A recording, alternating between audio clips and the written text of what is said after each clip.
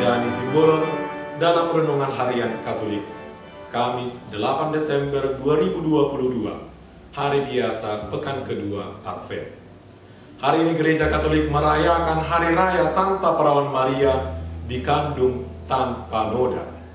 Injil yang akan kita dengarkan nanti diambil dari Lukas 1 ayat 26 sampai 38. Mari kita dengarkan terlebih dahulu. Tuhan bersamamu. Inilah Injil suci menurut Lukas.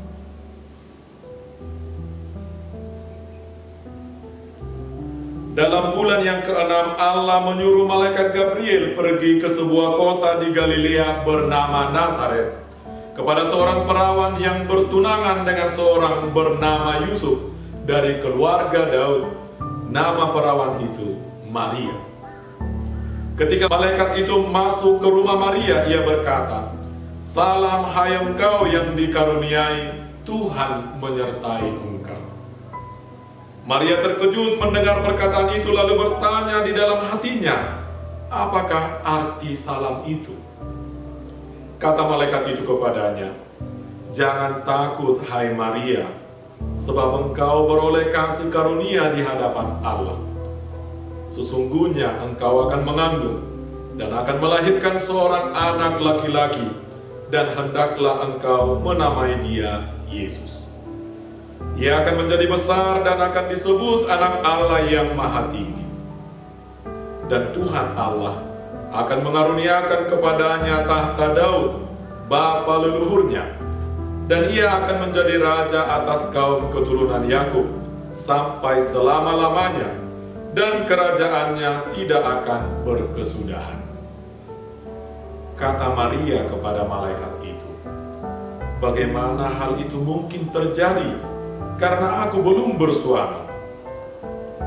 Jawab malaikat itu kepadanya, "Roh Kudus akan turun atasmu, dan kuasa Allah yang Maha Tinggi akan menaungi engkau. Sebab itu anak yang akan kau lahirkan itu akan disebut kudus, Anak Allah. Dan sesungguhnya Elisabet sanakmu itu, ia pun sedang mengandung seorang anak laki-laki pada hari tuanya. Dan inilah bulan yang ke-6 bagi dia yang disebut mandul itu. Sebab bagi Allah tidak ada yang mustahil." Kata Maria, "Sesungguhnya aku ini adalah hamba Tuhan. Jadilah padaku menurut perkataanmu itu." Lalu malaikat itu meninggalkan dia. Demikianlah sabda Tuhan. Bapak, Ibu, dan saudara-saudari terkasih, pada Hari Raya Santa Perawan Maria dikandung tanpa noda, diperdengarkan kepada kita kisah pemberitahuan tentang kelahiran Yesus. Kisah ini sudah sangat biasa kita dengar dan melekat di benak kita, di pikiran kita. Kisah yang sangat penting, juga misterius, ya, tidak logis. Tetapi meskipun kisah ini sangat penting, berita yang dibawa oleh malaikat Gabriel itu sangat penting, tetapi dialog antara Maria dengan malaikat Gabriel itu sangat singkat. Pesan yang sangat penting disampaikan dengan sangat sederhana dan sangat singkat. Bapak, Ibu, dan saudara-saudari terkasih,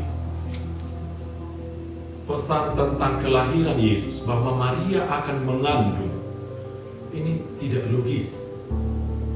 Maria sendiri pun agak sangat sulit untuk menerimanya. Ia mengatakan sendiri dengan kata-katanya, "Bagaimana hal itu mungkin terjadi karena aku belum bersuami?"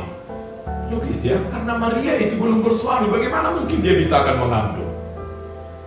Bapak, Ibu, dan saudara-saudari terkasih, tentang Maria memang ada banyak hal yang sangat misteri untuk kita. Misalnya Maria tetap perawan, Maria diangkat ke surga dengan jiwa dan raganya, Maria mengandung dan segala macam itu. Tetapi ada satu hal yang perlu kita ketahui, Bapak, Ibu, saudara-saudara terkasih. Jika Tuhan telah berkehendak, maka semuanya boleh terjadi. Dikatakan dengan sangat jelas dalam ayat 37 itu, "Sebab bagi Allah tidak ada yang mustahil." Allah berkarya, semua mungkin terjadi. Maria mengandung dari Roh Kudus, Maria diangkat dengan jiwa dan raganya, Maria tetap perawan. Mungkin terjadi karena Allah berkehendak. maka kita tidak menghabiskan banyak waktu berdebat, mencari logikanya sana sini, karena memang akhir-akhir ini juga kita terlalu banyak mengandalkan logika. Semuanya harus logis, maka hal-hal yang spiritual, yang misteri untuk kita menjadi sangat sulit untuk kita terima dan kita akui. Ini Bapak Ibu dan Saudara-saudara terkasih. Tadi Maria agak kesulitan juga menerima salam itu, mengandung meski belum bersuami. Tetapi apa yang terjadi? Bapak Ibu Saudara-saudara terkasih, Roh Kudus berkarya. Allah berkehendak, maka semuanya bisa terjadi. Lalu dengan itu Maria menyambut pesan itu, kabar itu, salam itu dengan kata-kata yang luar biasa. Sesungguhnya aku ini adalah hamba Tuhan. Jadilah padaku menurut perkataanmu itu. Maria menyadari dirinya, posisinya sebagai hamba, dan Tuhan adalah Tuhan. Kita mengerti bagaimana relasi hamba dengan Tuhan. Kalau Tuhan sudah mengatakan sesuatu pada hamba, maka hamba itu akan taat. Maria menyadari dirinya sebagai hamba di hadapan Tuhan, dan karena itu dia taat pada Tuhan. Bapak Ibu dan Saudara-saudari terkasih, dalam doa tidak jarang juga kita mengatakan bahwa aku ini hamba Tuhan. Tuhan, aku hambamu, lihatlah aku hambamu ini. Tetapi pertanyaannya Bapak Ibu Saudara-saudari terkasih, apakah benar kita memposisikan diri kita, menyadari diri kita bertindak sebagai hamba di hadapan Tuhan? Tampaknya sulit dan jarang, karena kita selalu berusaha berjuang, meminta pada Tuhan apa yang kita kehendaki dan bukan apa yang dikehendaki Tuhan. Kita malah mengatur Tuhan, Tuhan harus ini terjadi.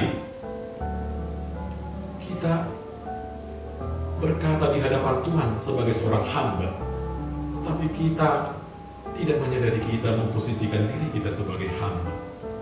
Maria berkata dengan sangat jelas, jadilah padaku menurut perkataanmu itu. Dan itulah memang eksistensi seorang hamba, taat pada Tuhan, melakukan, menerima apapun yang dikatakan oleh Tuhannya.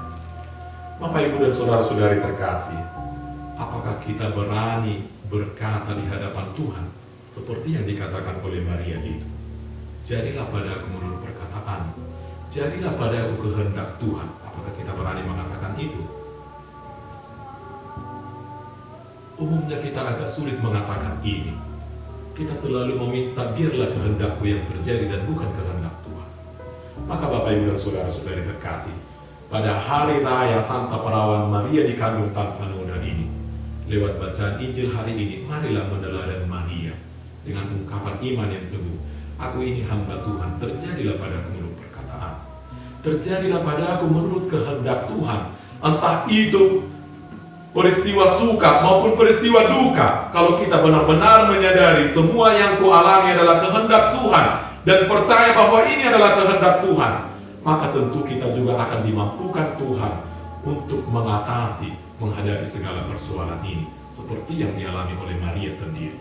Ia menyaksikan, ia kesulitan ketika melahirkan.